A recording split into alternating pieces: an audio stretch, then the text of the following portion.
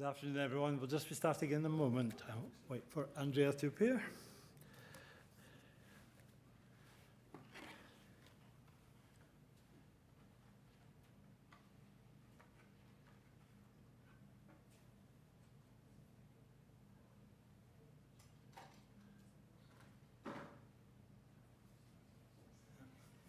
Close. Not close enough.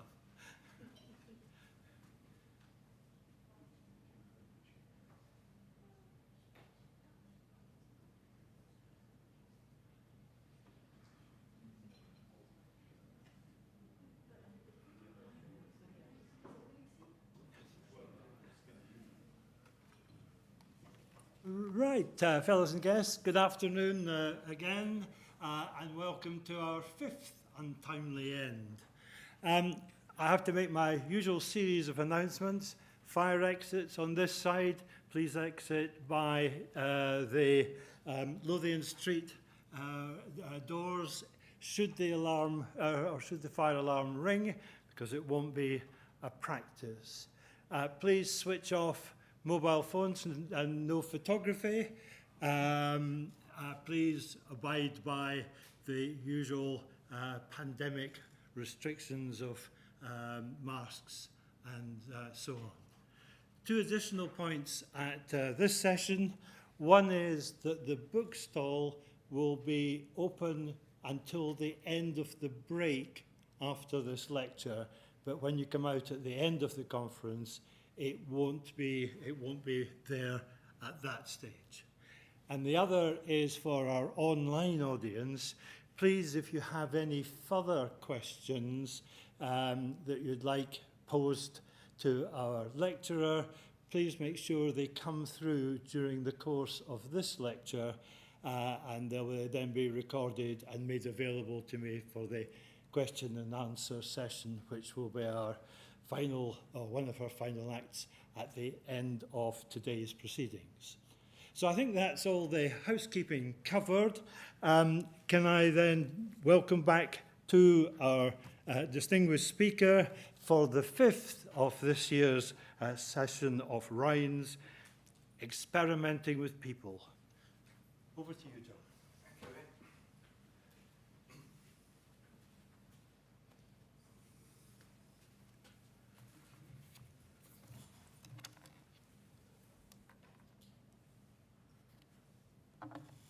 Good afternoon, everybody. This is number 5. In a new discipline like this, forensic archaeology, no one had given really much thought as to how future research might map out. It was more a matter of getting people onto the mission bus rather than thinking where the bus might be going. And in the mad rush to spread the word, capital T, capital W, and show how useful archaeologists could be, we had no real idea where potential research avenues might lead. So it came as a bit of a shock when one particular development suddenly emerged out of the woodwork. It happened in Knoxville on the campus of the University of Tennessee as early as 1981, where an experimental facility affectionately known as the Body Farm had been set up by anthropologist Dr. Bill Bass. The idea being in order to study how corpses rotted. It was a shock at the time, but on reflection it was exactly the sort of thing that might have been expected in a country teeming with physical anthropologists. It wasn't a sphere of interest we'd thought much about in the UK. We had a much more reserved approach to decaying flesh, preferring the traditional topics of stratigraphic interpretation and the nuances of cultural formation processes. Now, people normally die naturally, accidentally, or with the unwelcome attentions of a third party. And these Knoxville experiments were designed to replicate some of the settings in which bodies might be found. And it had, in addition, as we later discovered, the knock-on effect of providing a plethora of student theses for years to come. Now, at Knoxville, the nature of human decay was being observed by depositing human remains in a variety of contexts, some bizarre, some unusual. Donated bodies were deployed in abandoned vehicles, in trees. Some were buried or partly buried or exposed or partly exposed. Others crammed into suitcases, dismembered, or deliberately left in a variety of positioned states, places of concealment, or set on fire. The idea, apart from inadvertently creating a private Gothic horror landscape, was to understand longer-term research that might enable police forces to establish the likely interval since death of an individual discovered in a particular setting. It would give them a better understanding from the state of decay what effects decay might have on a body's surroundings. And the corollary was also useful in being able to predict what state the body might be in after a prescribed period of time. It could be used as a guide as to which methods of search and which techniques were best suited to find them. And this is where the strong archaeological relevance comes in. It was a type of retrospective modelling, a macabre and rather specialised suite of experiments which was mercifully established in the privacy of a secure fenced compound. Now, the body farm itself was a name coined by Patricia Cornwall in the novel, and it slips off the tongue in a more colourful and popularist way than the forensic anthropology facility, which is what those who worked there preferred the place to be called. It was a very innovative idea at the time, but it soon caught on, and a number of similar farms consequently sprang up elsewhere in the United States to satisfy the needs of increasing numbers of researchers now wishing to experiment with corpses. Some other countries with strong stomachs, such as the Netherlands and Australia, also began to set up facilities. And such was the unhealthy enthusiasm by which new studies in decay were being dreamt up and conference papers offered, that one could be forgiven in thinking that demand in the donated corpse market would soon outstrip supply. Of course, it was all above board, carefully monitored, and with close attention paid to health and safety issues. But even so, it was hard not to be reminded of the dark days of body snatchers Burke and Hare in early 19th century Edinburgh. Some of the slides that now follow, I warn you, are not pleasant. Now, the internet is awash with images from Tennessee. The ones I give here are to give a sense of controlled experiment without the ghoulish fascination that many of the internet sites and images evoke. In time, naturally, the novelty wore off a little, and critics, probably those academics who'd never managed to set up their own body farms, were quick to argue flaws in both the ethical and scientific arguments that underpin the research. For the ethical, they claimed that some of the earlier donors were not really self-donated at all. Some were down and outs or unclaimed bodies from the streets and were handed over by public authorities.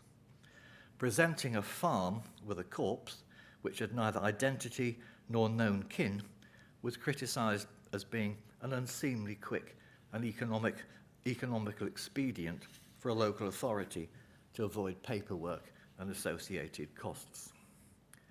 On the other hand, it could also be seen as a worthwhile cause and a valuable contribution to science, in much the same way as monkeys were once fired into space. Although, as critics pointed out, neither corpses nor monkeys were asked if they were happy with the arrangement beforehand. Now, for the science, it was argued that in the early days, many donations were of older people, barely able to cling onto the bottom of the rung of the social ladder, and hardly constituting a representative cross-section of humanity, either socially, economically, or physically. Current donors may not necessarily be of the optimum age or size either, and one guesses there is very little scope for picking and choosing. Some critics also maintain that the soils in these facilities would, over time, become saturated with decay products, that the immediate flora and fauna would have been irretrievably altered, and thus the test environment would be unrepresentative. A fair comment, I suppose, but this is an inexact science in which scientific scruples, whilst not being ignored entirely, have to become flexible to the vast number of variables that are in play. Now, most people assume that the decay of the human body is a predictable phenomenon, which follows a defined chemical route. In principle it is, and it does, and every student of forensic science will be able to trot out the main changes that occur after life's last breath has been drawn. Typically the primary decay, the slippage of the skin, the putrefaction stage, bloating, decomposition of the soft tissue, finally leading to decay and skeletonization. Now, this isn't the place really to enter into the unpleasant nuances of what these stages entail, merely to point out that there's a trend based on chemical and biological reactions which is predictable. Again, the internet is awash with ghoulish images. The ones shown here are part of an educational package delivered by the Australian Museum, using pigs, not people, of which more later. However, this is the nub of the body farm's being. This predictable decay route is based on a theoretical norm, but that decay route can be slowed down, accelerated, or even brought to a virtual standstill, depending on the environment in which the body finds itself. And this is why some people find experimenting with corpses so absorbing. To make matters even more stimulating, different parts of the same body can decay differentially according to clothing cover, the nature of fabrics, or the exposure to water and air. And the more one studies decay, the more interesting it becomes, simply because the effective variables are so numerous. There are obvious variables such as climate, temperature, burial or wrapping of the body in polythene, and less obvious ones such as the health and the physiology of the individual, the bacterial component of the soil, or even the depth of the burial. The same body, if that was possible, would decay at different rates in different parts of the planet, depending on climate. And it's hardly surprising that body farms wanted to assess as many different variables and combinations of variables as possible. What, for example, would be the relative decay rates of 4 naked victims disposed of in June, one positioned in a car seat with the window open, one in the boot with the lid shut, one lying on the ground surface outside the car, and one hanging in a tree nearby? How would they differ after 1 week, 1 month, or 1 year? And how would that differ if it started in January instead of June? And how would they differ further if they wore clothes of differing materials? Although never an exact science, it provides a broad control of decay versus time according to each scenario. But it only really works properly if the 4 individuals are of the same build, age, and stature and met their fate at the same time by identical means, and that's tricky. The body farm argument would be that decay is a multifaceted creature and that every little bit of knowledge helps. The counter-argument is that because there are so many variables, it isn't worth doing in the first place. So you may wish to draw your own conclusions. Now, as research into human decay progressed, its exponents felt the need to indicate that the study of decaying flesh was a little more sophisticated than it might actually appear. Decay studies, after all, sounded rather dull and unpleasant as a discipline, particularly for postgraduate students who were trying to persuade their parents to cough up university fees. So archaeologists and anthropologists now use the word taphonomy, which sounds much more impressive, if only because not many people really know what it stands for or means. Strictly, it signifies how organisms decay in the plant and animal kingdom to the point of fossilization. But it's now been adapted to this narrower definition of human decay, not to the point of fossilization, which was the original definition. Now, as a subject area, taphonomy is broad enough to cover all the agents of change under its umbrella, and this includes the third-party influences of scavengers on human remains, an inclusion that brings with it an exciting range of studies into the nature, habits, and dining preferences of rats, badgers, foxes, and aerial predators in the UK, and coyotes and vultures in the United States. It's not just about how or when animals of the wild might send out and ravage shallow burials, but how they might treat a body dumped or fallen on the ground. How long can a body lie on the ground before it becomes a point of interest? Which creatures will start off the process? Will they pull bits away, or will they eat it where it is? And how long will it take to drag it apart completely? These may seem unsavoury questions, but to any police officer faced with a scatter of human bone on a landscape, the answers would be very helpful. In the same way that there's a general trend that governs decay, so there seems to be one that covers the extent of scatter too, again, not empirical and equally encumbered with variables. Now, on the subject of scatter, in general terms, the wider the extent of the scatter, the greater the interval since death. So a police officer who comes across a partly clothed body that is mostly intact will be able to pronounce that it's been there less time than one whose chewed bits of bone have been found spread over half an acre of woodland. What is less easy to ascertain is the absolute time difference between the two stages. Is it 1 week, 1 month, 1 year, or what?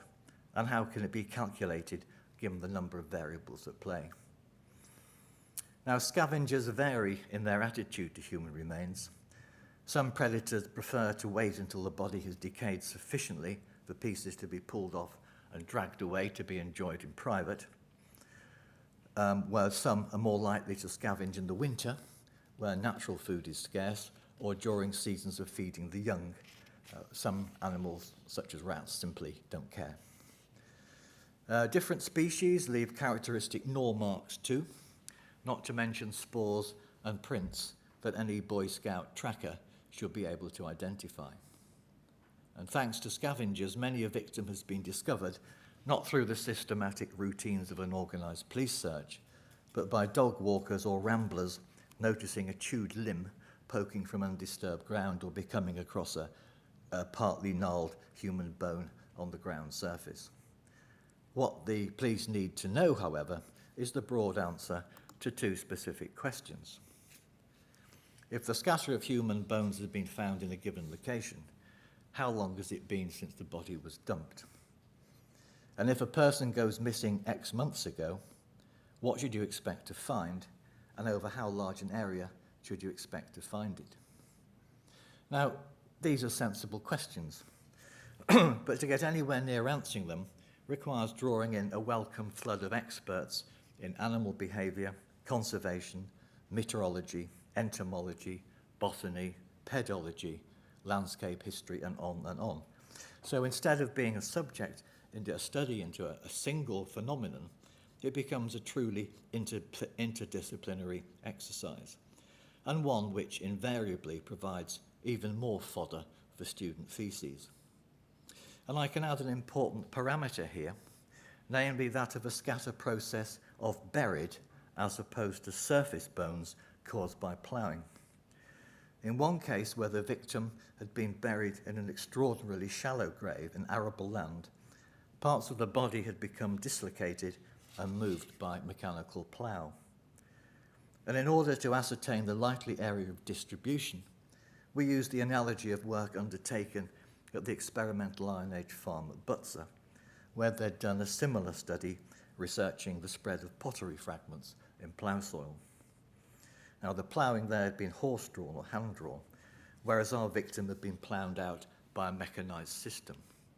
The farmer, in our case, had systematically ploughed the fields in alternate directions to prevent undue movement of soil, and we had a reasonable idea of how far the bones might have spread, given the known number of times ploughing had occurred.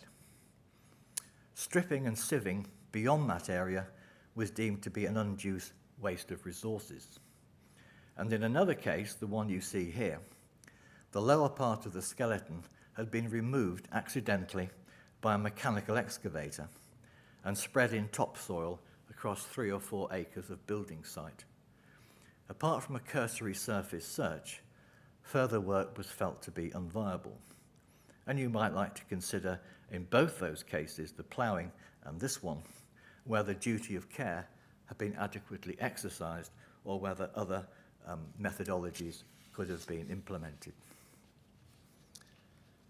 Now, although the behaviour of animals in the wild is fairly well attested, it would be rash to assume that animals themselves can act in consistent ways or their behaviour assumed to be predictable. Sometimes animal appears to show minimal interest, as it was in the case of the small boy laid on the ground in woodland at the base of a wall by his murdering stepfather. We saw this in session 1.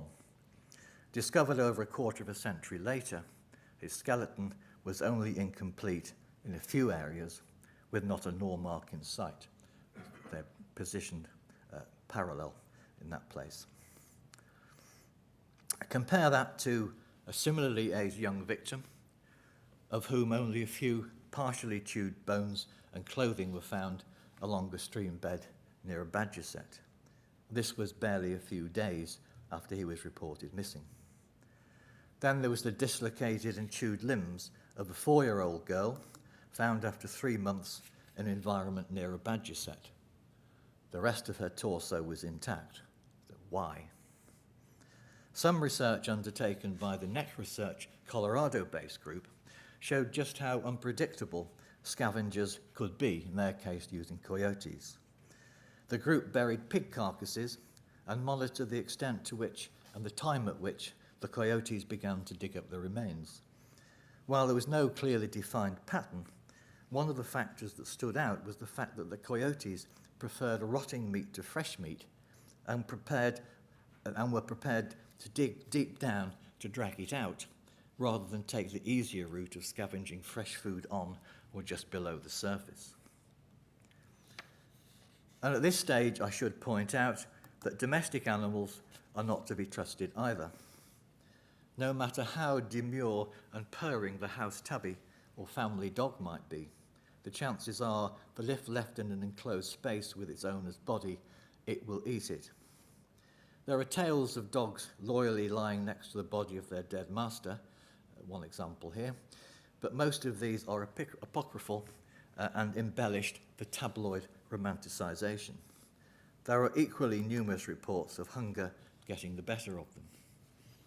Now, in one such case, in the wilds of the Welsh mountains, an elderly camper died, leaving his 2 German shepherd dogs to fend for themselves in the woodland. A search team found his tent and his dogs, but no sign of the man himself. Being town dogs and unused to fending for themselves, they'd tried hunting, but eventually gave up and will have appeared to eat most of their master, leaving the larger pieces to be dragged off by other predators. One of my anthropological colleagues had the dubious pleasure of sieving the dog's excrement and came up with several indigestible bits of human bone, teeth, and fragments of fabric. The process was, in forensic terms, a novel one. It simply used a modified version of wet sieving, once again demonstrating just how adaptable archaeologists can be when a particular problem needs to be resolved. The excrement was rehydrated, then broken down further by a spray of water over a narrow mesh sieve to separate out the small hard elements from the rest. Now, in conventional archaeology, the fine residue from this process is prized as providing good nutrition for the vegetable garden, but on this occasion, not so, I think. Now, once a body is sealed in the ground, there are a number of factors which can influence its decay. We can divide those into 2 types, those pertaining to the nature of the buried environment and those relating to the body itself. The former are the more significant. Some of the best preserved bodies tend to be those which are buried deep into wet clay soils, where the cold and the damp will have a stabilizing effect. Deep burial can act like a fridge, summer and winter climatic changes making little difference to what happens down there. The process of decay will be slowed down even more if the body is wrapped in polythene sheeting or with something else with vaguely airtight properties. Of course, the trouble with deep graves is that they take the offender a relatively long time to dig and then fill in again, thus increasing the risk of being spotted. Conversely, more unpleasant photographs ahead, The least well-preserved bodies will be those in shallow graves, a term which is popular with crime journalists, where the ground is warmer, drier, and subject to seasonal change, and also where the scavenging is most likely to be prevalent. Shallow burials are easy and quick to perform. They run a low risk of being witnessed, but a high risk of the body being found because it lies so close to the surface. Here on the left, the half-chewed lower limb of an individual is visible at the bottom.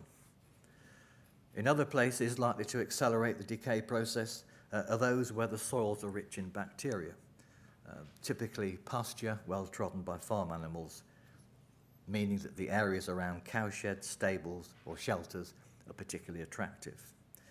One victim we were tasked to find, which is in the centre there, was buried hurriedly next to a field of rhubarb in a place where horse manure was mounded up for distribution around the rhubarb crop, seen here on the right.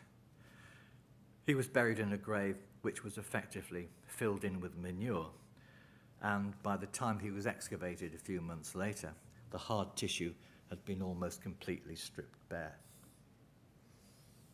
Church graveyards can be almost as rich, if not richer, in bacteria, especially if still in current use, due to the effects of organic decaying matter fermenting quietly over generations, greedily awaiting each new interment. There are also specialist preservational circumstances of which the forensic archaeologist needs to be aware. An unpleasant slide. As we saw in session 2, peat bogs on the left appear to have preservative effects at both shallow and deeper levels of burial due to the tannic acid and lack of oxygen in the peat.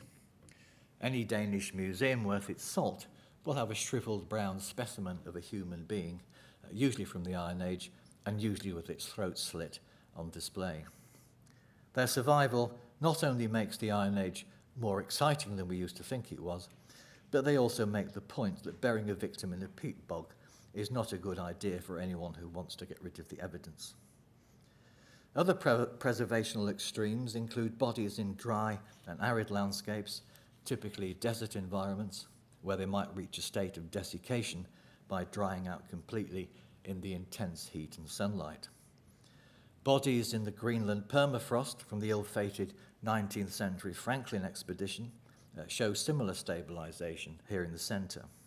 And Otti, the Neolithic iceman found thawing in the Alps, is another on the right. Like bog bodies, but for different reasons, the decay process has reached a state of equilibrium with the immediate environment. The point of full skeletonization has not been reached and may never be reached unless the environment changes. That said, the moment these bodies are dug up, thawed or revealed, they begin to oxidize and the decay process kicks in with breathtaking effect. More unpleasant photographs. Archaeologists excavating the stacked coffin burials in the vaults of Christ Church Spitalfields in London opened the coffins to find individuals whose state of semi-decay had become stabilized in the mostly airtight coffins in the dry air of the vault. But once the lids were off, and to the great consternation of those watching, their skins were said to oxidize and blacken visibly by the minute. Similarly, in some mass graves, the overall compression and weight of dry infill soil can create anaerobic conditions in which the decay state could stabilize. Once exposed to the air, however, during excavation, the decay begins to recommence, although not always visually. The creation of heat was one of the indicators of decay, and one of my colleagues used to bring with him a thermometer skewer from home, the type used in the kitchen to see if the roast joint had been cooked properly. In mass graves, he would periodically push it into the body and monitor the rapid increase in the body's internal temperature as the bacteriological action began to be regenerated. And the bodies that were heating up quickest were excavated and moved as a matter of priority. Now, I was told of instances where the heat had become so intense so quickly that identification papers in the victims' pockets became charred and illegible. I suspect this was apocryphal, but we continue to monitor the heat increase nonetheless. More common in my experience is the particularly unpleasant stage of stabilization, which can occur if a body is dumped and buried in a watery or a damp environment. Under certain conditions, the fatty tissue around the body can turn into a type of soapy white cake-like substance known as Adipocere. Immersion in water can also reach this state, giving some people a mistaken impression that the body is being coated in lime. While in caked form, its collection poses little problem, although the lumps often share little similarity with the shape of the body part they came from. However, in its formation, this foul-smelling, greasy substance has the ability to leach into local soils before solidifying, as seen here on the lower image, once the body has been removed. And this causes another practical problem, thanks to the updated terms of the Human Tissue Act. Adipocere is part of the person, and it needs to be treated as such in the same way as other elements of the hard tissue and the soil soft tissue. Unfortunately, when it soaks into the ground, it also becomes part of the soil environment, and it can only be recovered in its entirety by digging out large volumes of earth, which have to be lifted in order to ensure the collection has been comprehensive under the terms of the Act. Leaving any behind would, in legal terms, be as negligent as leaving a femur in the ground. Now, when it comes to searching for buried human remains, the whole business of decay takes on a new light. Normally, in conventional archaeology, the techniques used for finding archaeological sites work on the basis that whatever is down there in the ground is stable and minds its own business. Buried pits, walls, hearths, and ancient graves just lie there, innocently waiting to be detected by enthusiastic archaeologists. Whereas a modern body, buried, has this awkward decay dynamic. It starts off being solid and dense, progresses through a liquid, messy stage, and then finally ends up as being vacuous and not dense at all. Although most detection methods work on the basis of identifying the ground surface caused by digging the grave in the first place, the decaying body can have a significant role to play, especially in the sloppy part of the decay process. Methods which respond well to subsurface moisture change, such as resistivity and conductivity, will be more useful at this stage than those which respond to or measure other phenomena. Equally, methods which will identify subsurface changes in density will be much better at picking up a freshly buried corpse as opposed to one which has degenerated into a skeleton. Research here takes us back to the body farm and to a number of experiments in this country where forensic archaeologists have tried to come to terms with the challenges that detecting buried bodies offers. But in the UK, the use of human cadavers for this type of research is rarely permitted, and instead the next best animal to use as a human analogue is the humble pig. Now, pigs are generally agreed by zoologists and others to have certain similarities to humans in terms of size, distribution of organs, and metabolism, as well as being relatively easy to obtain. It's also said by those who have experienced it that they taste much the same as well. For the last 20 years, university departments and other organisations in the UK have taken it upon themselves to bury, detect, and excavate pigs under different circumstances and conditions in an attempt to replicate murder scenarios. It was undertaken in a manner reminiscent of the space race, in a process in which the wheel was reinvented annually in various parts of the country by different institutions. Now, the craze has since subsided, but the landscape is peppered with buried carcasses of decaying animals, providing long-term experiments and even more thesis fodder under university postgraduates. It has to be said at the outset that burying pigs is not an exact science any more than it is with people and body farms. For it to be so, each pig in each experiment would have to be exactly the same sex, size, age, and weight, and killed by exactly the same method at exactly the same time under the same climatic conditions, with all pigs being buried simultaneously, and this is not going to happen. On the plus side, however, unlike burying humans, we are spared the issue of having to take social status into account. Pigs, as far as we know, are of a single social class. Moreover, they tend not to have lifestyle differences. They don't smoke, drink alcohol, or use recreational drugs. And we drift dangerously into Orwellian fiction here. But what can these pigs be used for? Well, apart from decay, which can be studied using different parameters of depth, soil conditions, season and wrapping of the carcass, studies have examined aerial observation, heat emission, geophysical detectability, vegetational change, topographic variation, entomology and scavenging. In fact, a welter of different sciences can be brought into play. This means that the various specialisms of individual university departments could each have something to chew on. Pigs were buried in a variety of locations, usually well away from public gaze, some with wires and sensors attached, some monitored by cameras hidden in trees, and others scanned regularly by rays of different geophysical techniques bearing mini satellite dishes attached to laptops. A huge amount of data was amassed, but was rarely shared.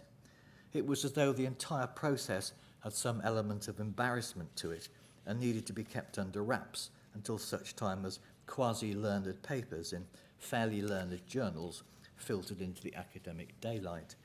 And even then, there was little to write home about. Now, while there's been much hype about the variability and relative usefulness of locating experimental burials, it's worth remembering that the number of real criminal graves that have been detected using these methods, geophysics methods, are few and far between. The Cromwell Street Gloucester inquiry is usually hailed as being the flag bearer for the use of ground-penetrating radar, GPR, in forensic cases, but the cellar where the bodies were found was small. There were certainly graves there, but there were also house foundations, there were also drains, not to mention the archaeology of Gloucester. Now, far from wishing to minimise the contribution of GPR, I think I would contend that the bodies dug up by pathologists Sir Bernard Knight were part of a general rather than specific response to the radar survey. That said, there have been some interesting geophysical results in detecting archaeological burials across the board. One early one stemming here from results of our survey work on the island of Harris at a place called Northton, originally identified as a site by Douglas Simpson and showing occupation from the Mesolithic through to the 19th century. Here's an arbitrary block of land, 40 by 20 metres, investigated by a resistivity pseudo-section and interpreted to a depth of 2 metres, showing various graves at various intervals throughout the depth of that block. Geophysics has an equally useful role in data fusion. Here, the amalgamation of surface contours, depth profiling, and water table height in trying to ascertain how scent picked up by a cadaver dog was being carried from its source by an underground water stream. But back to pigs again. While some data on pig burials were published, most experimentation never saw the light of day and sit in the grey literature of student dissertations, internal research papers, and the notes of serving crime scene professionals who attended courses in which pigs were buried and sometimes dug up again. Some, it must be said, bucked the trend. Most interestingly, perhaps, the Australian crime scene investigator whose book, Grave Concerns, included not only experimental work with buried pigs, but also with buried kangaroos and 2 elderly Australian ladies who were self-donated. Australian law permits this. It is difficult to see the useful correlation here between the elderly ladies and the kangaroos, and this emphasises the problem with the whole pig burying saga. As with the body farms, there are simply too many variables for there to be much in the way of scientific rigour and valid conclusions. So in preparation for this particular paper, I trawled through as much data as I could find in the grey literature from known crime scenes and in published papers, and I think I can probably summarise, albeit cynically, the results of 20 years' worth of national pig burial research in the following 5 points. You heard them here first. They'll be known as Hunter's 5 points. As with human burials, disturbing the ground by burying a pig can leave surface traces in the form of minor humps and bumps and vegetational disturbances, idiosyncrasies. The disturbance can often, but not always, be detected by geophysics. Number 2, vegetation idiosyncrasies might be enhanced by the decay mechanism of the buried pig, but no one is quite sure. Number 3, geophysical survey typically uses electrical, magnetic, and electromagnetic principles. They all work and respond differently. Only an idiot would use just one on its own as a search tool. 4, there is some evidence to suggest that detecting pig graves can be easier at harder or harder at different intervals after the burial. Different techniques can give contradictory responses at different times. This is not helpful. And finally, geophysics does not always work in finding pig graves, but no one knows why. So I think that adequately sums up 20 years of research in looking for buried pigs. Now, I've thrown in a couple of early examples showing on the left resistivity of responses over a period of 6 months to a pig buried in April, and on the right, another pig at an optimum detectability time. So my cynicism is perhaps not justified, but it does work on occasions, but not all occasions. The more obvious the anomaly, the easier it is to find. What is effective for one pig is not necessarily effective for another pig, differences depending on depth, climate, wrapping, the nature of soil, etc. Now, our own experiments with pigs were some of the earliest, and their shortcomings, and there were many, can be justified in retrospect on novelty grounds. We did it first. 20 years on, there can be no such excuse by those who still find it necessary to bury pigs and undertake the same experiments that everyone else has decided were pretty useless. But the first batch of pigs that we looked at was delivered to us on a patch of moorland in the north of England, top right of the image. They're still buried there and would provide a valuable longer-term geophysical testing ground if we could remember where they were. That said, as the original exercise was aimed at testing for their detectability, not knowing where they are in the first place adds an important and valuable new dimension to the experiment. 8 animals were deployed, and despite the efforts to follow the yellow brick road of experimental purism by procuring animals of consistent size and age, the ones delivered up on the moorland, as you can see, covered a range of shapes and sizes. We had anticipated that they would have met their end at roughly the same time, but from their smell, this appeared not to have been the case. All these animals, I hasten to add, came under the category of fallen, and the gentleman who drove them out to us in his open truck was not of a personality with whom a discussion about a returns policy or exchanging them for more suitable ones would be fruitful. In retrospect, we should have weighed them first, but it was too late. We'd already dug a series of 8 graves into the consistent soils of the field, each of similar dimensions and depth, and recorded their positions accurately on the plan. The aim of the experiment was to use different geophysical techniques across the graves at different intervals of time and assess their effectiveness. To introduce more parameters and to reflect real-life situations, we had agreed to dress up some of the carcasses accordingly. This included wrapping one tightly in polythene, wrapping one loosely in a duvet, another in an old red carpet, and one in cotton clothing. One was dismembered, and the remainder were all buried naked as delivered. One empty grave was designated as a control grave. It contained no animal, but was filled in the same way as the others. And surveying them kept us happy for quite a while, and it was a pleasant part of the landscape to work in. Now, these victims were also used to study heat emission, which occurs at the point of decay when the enzymes inside the gut begin to move into action. The heat emitted is significantly higher by a matter of several degrees centigrade than the heat emitted from the surrounding soil at the same time, but only for a short period. The problem is in establishing exactly when this heat window is likely to happen and for how long. Like the rest of the process, it depends on those complex variables which can arrest or speed it up. And as well as on moorland pigs, we used a pair of specially buried pigs in shallower graves in Cambridgeshire. The ones in the northern moorland, seen here, produced heat only after about 16 weeks, whereas those in the shallow graves came into their own after only about 3 weeks.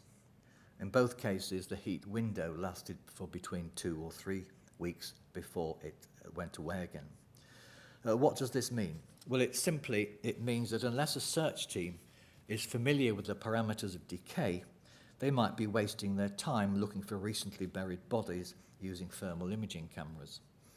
Simply because aerial reconnaissance over a field shows no thermal responses doesn't mean to say that the field can be eliminated from a body search. The buried body might have already emitted its heat window, or it might have yet to emit its heat window. A body in a shallow grave in midsummer will emit heat very quickly, whereas one buried in the same place at the same depth in November may take weeks longer. We had another pig site made available in a not very secret police establishment in Hertfordshire. We were allocated a useful sized area of land in which we could bury even more pigs in similar states of dress and undress, but in this instance there was a difference. The graves were to be concealed under a concrete raft. Ground-penetrating radar, bottom right, has been trialled in 1 or 2 cases, and it was felt that long-term research facility for testing GPR would be valuable. GPR was and still is the only technique that can detect targets through dense surfaces such as tarmac driveways, swimming pool bottoms, and patios. It obviated digging any of these features up and was seen as an efficient way of eliminating sites and avoiding extensive reinstatement costs. The trouble was that at that time, GPR operators were unfamiliar with working in forensic arenas. They were more experienced in military application, looking for mines, or engineering solutions, particularly with reinforced concrete problems, or interpreting earth science data, looking at geological strata. None of them were really familiar with what the signals from a rotting corpse might look like underneath a patio 6 months after burial. This was the way to find out. Now, some 10 more pigs were buried. The concrete was poured over and the positions of each grave marked on the surface. Again, the site was used for several years to identify the relative ease or difficulty in detecting what lay underneath. Some interesting papers resulted from it. This was some 20 years ago, and it marked the end of our foray into working with pigs, although we buried a few more for the military and crime scene professionals who, for some reason, thought it should be de rigueur in any forensic archaeology course. Thereafter, others took up the cudgel and continued to bury pigs as though it reflected some rite of passage in forensic archaeology, publishing their pretty meaningless results in any journal that would take them. Our Hertfordshire site became less and less used, and as is so often the case, movement of personnel, shifts in research direction, and the interest and changes in function of the establishment in question meant that the facility became forgotten, both by those who used it and the establishment in whose ground it now sits. The site is now used as a car park, but the graves are presumably still there and can provide an enviable longer-term facility should anyone remember that that's where they are. If not, they will provide an interesting conundrum for future archaeologists who might justifiably wonder what particular ritual process was being performed with pigs. So, who would have thought at the outset that this new branch of archaeology, forensic archaeology, could have found itself researching into human body farms, decay processes, and into developing geophysical survey techniques to find buried pigs. But there was more to come in archaeology's forensic application. And it started with the fire at Windsor Castle in 1992, when large parts of the historic fabric burnt down and a process of recovery and reconstruction using archaeologists was set in train. One of my forensic colleagues, Dr. Roger Ide, who's an acknowledged authority on fire investigation, wrote a textbook on the subject of fire and pointed out the similarity between the stratigraphy of a burnt-out, collapsed building and the stratigraphy of buried archaeological remains.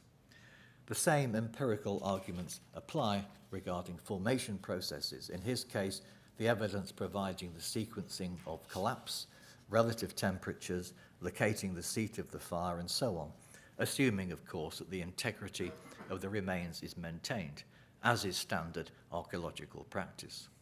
And there have been, since then, some superb examples, not least the fire and collapse of a large country house in Shropshire, known as Osbaston House, where the house burnt down like the proverbial pack of cards, with the various floors containing sleeping victims collapsing in stratigraphic order, sealing the evidence as the process of burning continued. And then there was the sex worker in the Midlands, slightly off fires but relevant, who went missing late one night, failing to return home to relieve the babysitter of her young child. Police triangulation of her mobile phone calls that same evening located an area in which a small number of known potential offenders lived. The house of each was visited, and in one of them, bloodstains were found on the walls which matched the DNA of the missing woman. The owner was arrested and charged. It transpired that after the trial, he'd already been convicted of 2 previous murders and had been charged and had served time for both, and now worked as clearing gardens for a living and renting a small yard nearby, which is the semicircular yard on the left, where he kept all his equipment. The trouble was, there was no body. Using the statistical database of where the body might have been dumped, the police looked at all his haunts, his recent workplace, and his garden. He was a man whose routines seemed to have been guided completely by his libido. He had frequent sex, usually with sex workers, in a variety of locations, including graveyards, and enjoyed sex in woodland areas where he encouraged others to gather and watch. These locations were all searched thoroughly, with no success, until we were given a piece of information. Again, need to know data. He lit a bonfire at his work the day before, after the woman went missing. We were told this 2 months after the event. The bonfire ash, the bottom, was still there, but later bonfires had been lit on top, probably at least 4 or 5 bonfires. And so we excavated it, a sort of upstanding archaeology of fire residue.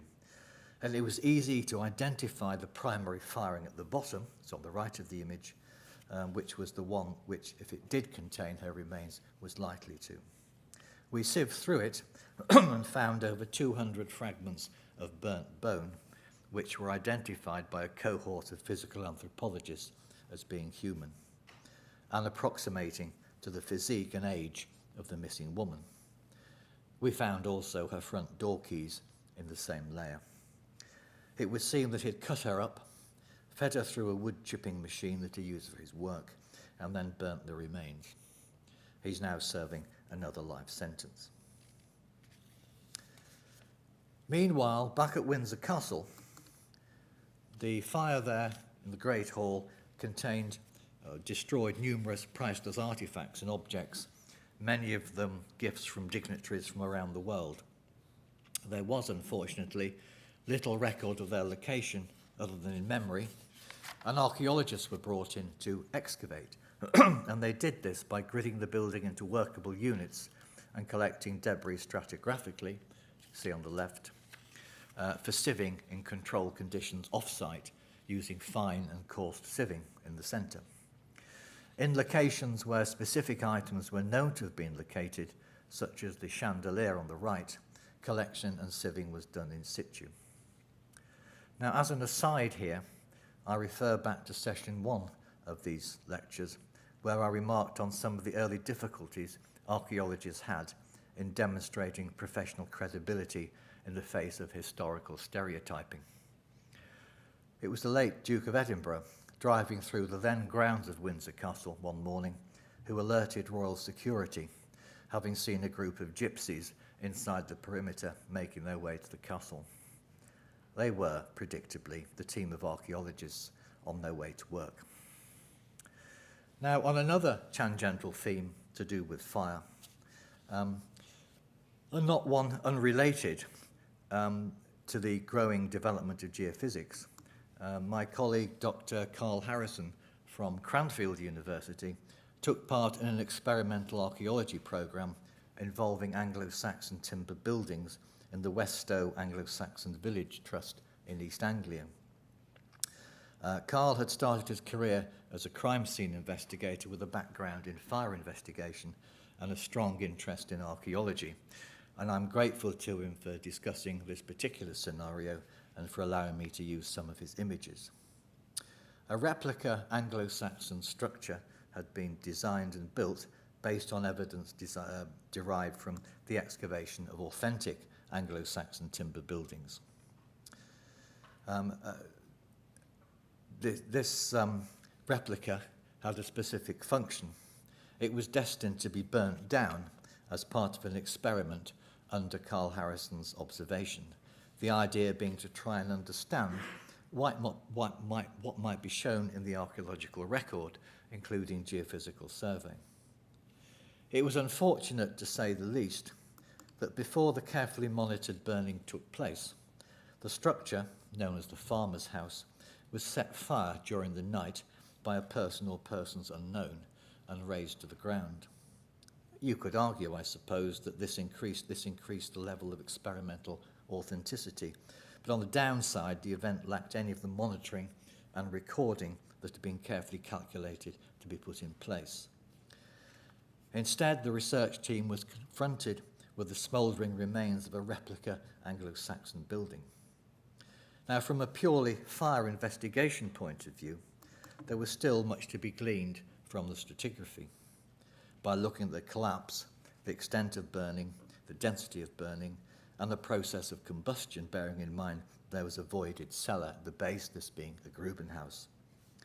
Much of this was interpreted from magnetic susceptibility survey, a well-versed archaeological technique. Transfer of thermal energy to the ground can cause magnetic ions in the soil to realign and create a strong magnetic response, illustrating the distribution of heat, the method of collapse, and possibly the seat of the fire. So what may have been lost on the swings of experimental archaeology had been gained on the roundabouts of increasing ways of collecting forensic evidence. In 2010, there was another major fire, this time at the Yarswood Detention Centre, a secure facility in Bedfordshire, which was burnt down. The centre housed immigrants who were being retained there for immigration processing. The fire was started by some of the inmates and raged ferociously for some time, the problem being it was unclear if any or how many inmates had perished in the flames. The fire investigation team that subsequently worked on the remains included archaeologists who utilised a similar strategy to that in Windsor Castle, gridding out the individual rooms and searching for the remains of victims accordingly. The ways by which humans can be consumed by fire and the types of remains that may survive even after high temperatures by two factors. Firstly, archaeological familiarity with the study of ancient cremations, and secondly, by the results of work on those body farms whose experimental firing of corpses at different temperatures provided another insight parameter. It was not surprising, therefore, that in 2017, after the worst fire scenario experienced in most of our lifetimes at Grenfell Tower, that archaeologists were deployed as soon as it was safe to do so. A team of 6 worked daily for over 3 months in each room, in the flats and in the stairwells, ensuring that no individuals had been missed. And I still find it hard to believe that when we started off this subdiscipline in the late 1980s, it would reach such a high-profile level of recognition and professional credibility. Maybe on reflection, the body farms that I mentioned at the beginning were maybe not such a bad idea after all. Thank you.